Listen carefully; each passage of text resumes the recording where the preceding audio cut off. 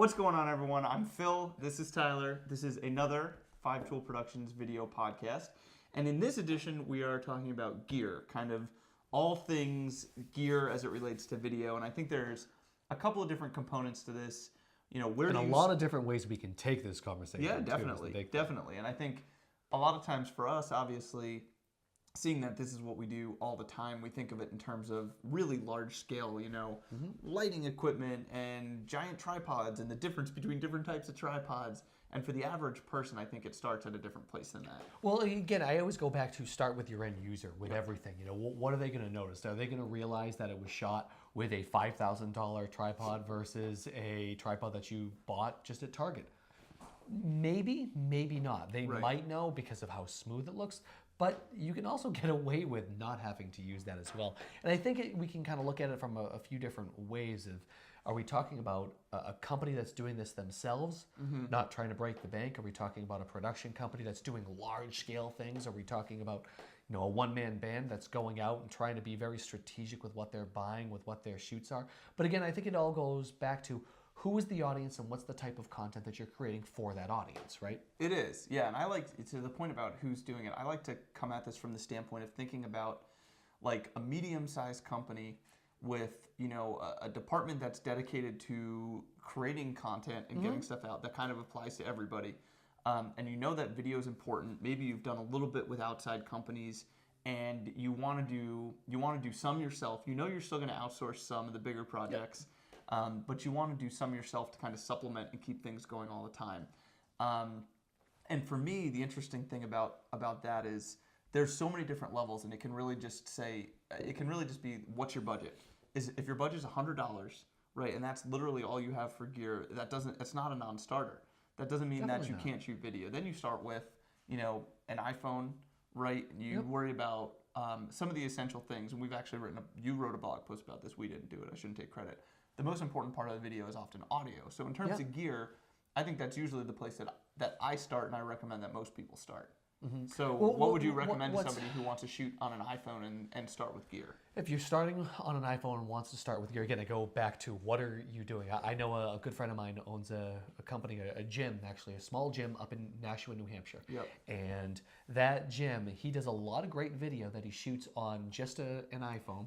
And the iPhone's attached to, it's a little miniature Steadicam that he paid $30 for. Yep. Got it off Amazon, did Amazon Prime, got free shipping, but he attached to it, and he just basically walks around the gym while people are working out. And he's moving around and a lot, he's moving around, and he right. uses the Windows Movie Maker Yep. that came stock with his computer to create great videos. Yep. And the thing is, people love them. He gets a lot of views on it, and people love it. People share them out. People continuously use them. So his all-in budget was right around $50. Sure. Yeah. And that's all he's used. That's all he spent. And while he has had other companies come in and shoot big videos and really nice kind of film-like stuff, but on a consistent, regular basis, he's shooting his own things on just the iPhone. No, and that's a great point. You talk about like the end user and what they care about.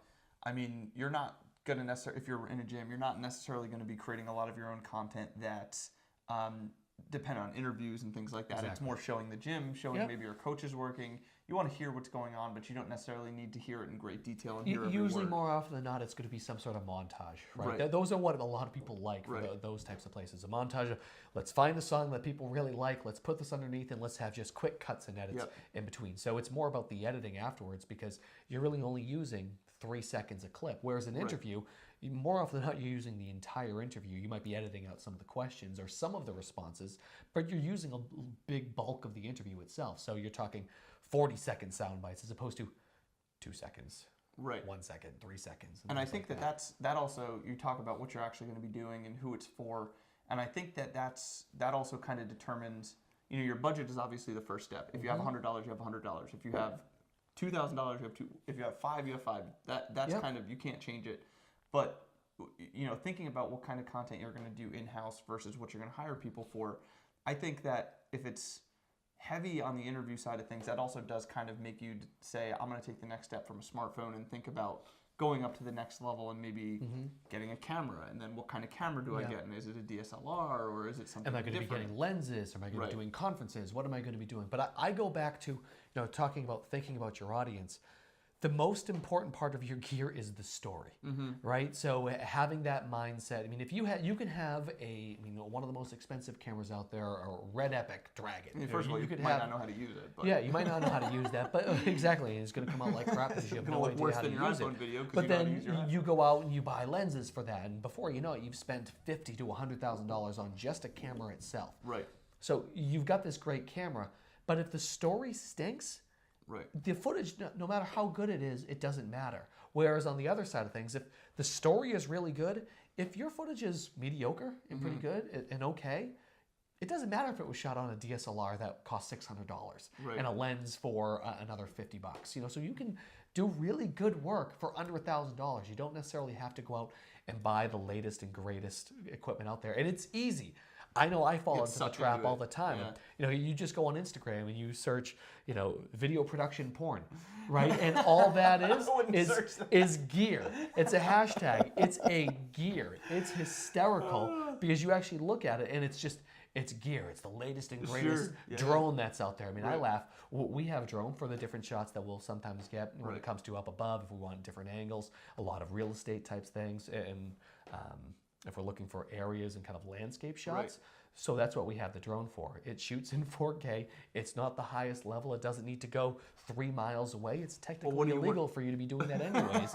I mean, honestly, what I always laugh is like, I need the greatest thing. Well, are you supposed to be flying this out of sight? Right, are you supposed to be doing this? No, so you don't necessarily need these things. So I kind of laugh. It's easy to get sucked in, but again, I go back to start with the story. Make sure you have a good story, you have a good premise, before you start worrying about any type of gear. Make sure you actually have something to say. And I think you talk about, if you have $1,000, you can spend it 1,000 different ways, right? And I think if you do have that money, you can come at it from the standpoint of, let's use $50 or $100 to make my iPhone shoots really nice, and then maybe spend the rest of it on something like the Osmo, right? We got recently picked up a DJI Osmo. A little Steadicam, 4K camera built in, super easy to use, looks great. And maybe you think about, well, I'm going to figure out a way to maximize a smartphone or a couple of smartphones around the office with a couple of tabletop tripods, a basic mic, really basic stuff, and then I'm going to spend my budget on something that's going to differentiate me too, so that I can have really nice sweeping shots, things like that. There's a million different ways to do it, but I think the most important point that I want to come out of this is that if you're looking to start creating content in-house and you don't have a big budget, it is possible, and you don't need $10,000 budget to for gear in order to get it done. You can do it at any level, no matter what your budget is. You can start today, right? And then you can always build from there, and it always helps to kind of make the case for budget if you have something to show for it too. So if you start really small and you have you have this iPhone kit and you create something that's actually decent and it gets traction, that's going to help you down the line kind of make the case for more budget to get better toys, which everyone likes toys. Everybody likes toys. I mean, it's that kind of new shiny object. But the other point I want to make, the camera doesn't necessarily mean that you spend, so we'll take a Canon 70D, right? The product between a Canon 70D is not going to be that much less, blow your mind less than a Canon 5D, right? Don't get me wrong, the Canon 5D is Mark III is an incredible camera, full frame, love it. And we're talking about these kind of tech geek things, but it's not going to, all of a sudden, your quality of picture is not going to go up so much that it's worth necessarily the $3,000 more than what you're paying for. Say the Mark IV is out now, but still I'd go Mark III before the Mark IV, but that's just talking about tech gear. And again, the average person is like, if you don't know how to use it, you're going to get trash. Use what you know. Yeah, exactly. Cool. Definitely. All right, well, that's it. If you want to know more about this or you have questions, you can always reach out to us, info@5toolproductions.com. Do you see it? Of course, I see it right there. This is amazing. And if you do shoot video in-house and you need supplemental content, you want to take it to the next level, we can do that too. So reach out. Call us. I'm Phil. He's Tyler. This has been fun. We'll talk to you next time. See ya.